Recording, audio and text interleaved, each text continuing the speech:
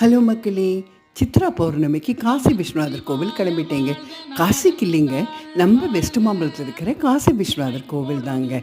விஸ்வநாதருக்கு வில்வமும், விசாலாட்சிக்கு தாமரையும், மல்லியும் வாங்கிட்டு போனேங்க. உள்ளே போனால் அழகான, அமைதியான, பழமையான கோவிலுங்க. 17ஆம் நூற்றாண்டில் கட்டப்பட்டதான். சுமார் 400 வருஷம் பழமையானதுங்க. மகா பில்வ கஷேத்திரம்னு சொல்கிறாங்க.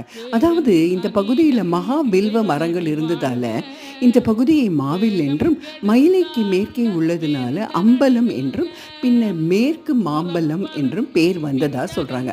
விஜயநகர பேரரசர் காசிக்கு சென்று காசி விஸ்வநாதரை வழிபட்டு பின்னர் இங்கு வந்து இந்த காசி விஸ்வநாதர் கோவிலை கட்டினதாகவும் சொல்கிறாங்க.